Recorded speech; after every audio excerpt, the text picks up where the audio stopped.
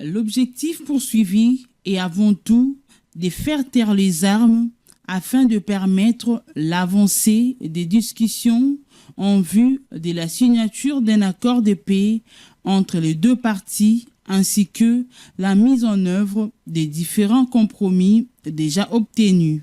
Cette nouvelle étape du dialogue, baptisée Doha 6, fait suite aux réunions tenues en août à Doha entre les délégations du gouvernement congolais et du M23. Ces rencontres avaient porté sur les échanges de prisonniers et le mécanisme de surveillance du cessez-le-feu et avaient abouti à plusieurs mesures de confiance, dont la signature d'un mécanisme d'échange de détenus. Ces mesures, bien qu'encore non mises en œuvre, sont considérées comme des étapes importantes vers une paix durable dans l'Est du Congo. Dans le cadre du dispositif convenu, le Comité international de la Croix-Rouge jouera le rôle d'intermédiaire neutre pour l'identification, la vérification et la libération sécurisée des détenus des deux camps. Washington avait salué l'implication du Qatar aux côtés du CICR et exhorté le parti à profiter de cette dynamique pour progresser davantage vers la conclusion d'un accord de paix définitif. Lors du récent point de presse, le ministre d'État, ministre de la Justice et garde des Sceaux, Guillaume Gueffa, est revenu sur les caractères rigoureux du processus. Selon lui, lors de l'échange de prisonniers, un critère d'exclusion s'appliquera à ceux qui sont rendus coupables des violations du droit international. Le processus de paix entre la RDC et le Rwanda connaît cependant de nombreux retards. Prévu pour démarrer à la mi-juillet avec la mise en place d'un mécanisme conjoint de coordination de la sécurité et un calendrier précis, il a rapidement buté sur les désaccords de fond. Les discussions de septembre ont mis en évidence des divergences persistantes, notamment sur le rôle du M23, les soutiens présumés du Rwanda et la responsabilité de neutraliser le FDLR. Malgré la fixation du 1er octobre comme date de lancement du concept des opérations, les calendriers restent incertains et les tensions sur le terrain alimentent les doutes. À Kinshasa comme à Kigali, la méfiance demeure et le chemin vers une mise en œuvre effective du processus reste semé d'embûches. Sur les terrains, les violents affrontements sont signalés entre le rébellion des AFC M23, soutenu par le Rwanda, et le FARDC, appuyé par le milicien Wazalendo.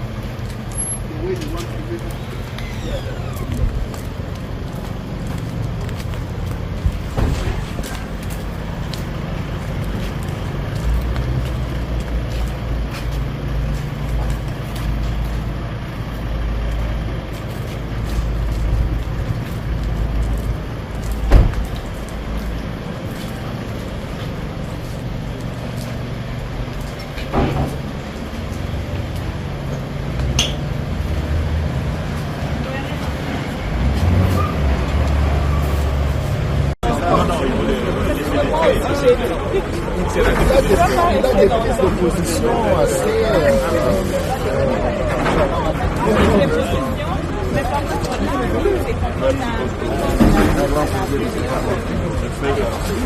Je vois que vous avez même perdu un peu ce qu'on appelle en anglais le French fluence. On voit que vous êtes américanisé. On essaie. Il y a beaucoup de...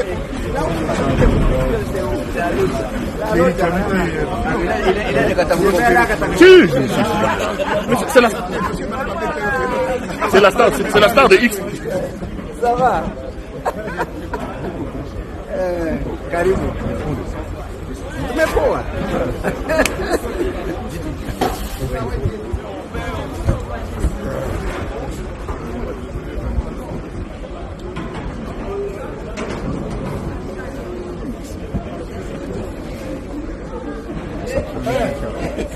Comment ça va?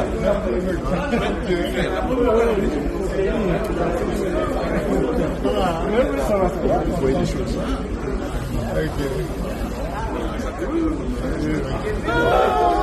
Bouddha. Eh oui. Dans ce pays, il y a eu grand frère Nangazoya.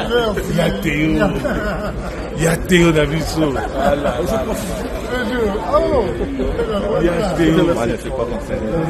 Dans ce pays. Mukongo a salué les efforts de l'ONU, dénoncé les violences dans le Sud Kivu et Nord Kivu, attribué aux groupes armés M23 et son soutien rwandais en violation des résolutions du Conseil. Il a affirmé que la cessation des hostilités, le retrait des forces rwandaises et le rétablissement de l'autorité congolaise étaient essentiels pour une paix durable. Il a également signalé plus de 270 assassinats, 300 viols et des abus sur le gène enrôlé des forces en septembre et octobre. Bien que des efforts diplomatiques soient en cours, la RDC doute de la sincérité de certains acteurs régionaux, notamment du Rwanda. Mukongo a proposé un mécanisme de contrôle des ressources naturelles pour lutter contre leurs exploitations illégales, moteurs du conflit. La RDC a réaffirmé son engagement pour la paix et a demandé au Conseil de sécurité de garantir l'application des engagements pris par le parti en conflit. Selon Pérézi Mamboro, président de la nouvelle société civile congolaise dans la région, cet accident mortel est lié aux fortes pluies qui s'abattent sur la partie ouest de l'Ituri. Ces glissements des terrains a causé la perte des 2 vies et 2 autres orpailleurs sont actuellement sous soins dans un établissement de santé local. Nous sommes en pleine saison de pluie et c'est la principale cause de cet incident, a-t-il déclaré. Pour prévenir de futurs drames, cet activiste de droits humains appelle les orpailleurs à renforcer leurs mesures de sécurité. Il est impératif d'adopter des pratiques sûres pour éviter d'autres accidents. Les normes d'exploitation minière doivent être rigoureusement appliquées pour protéger les vies, a-t-il exhorté. De nombreux cas de glissement de terrain touchant des orpailleurs sont rapportés durant cette saison pluvieuse dans les carrés miniers des territoires de Mambasa, Irumu et Djungu. Cette situation souligne l'urgence de rappeler aux orpailleurs l'importance de normes d'exploitation minière par les services compétents.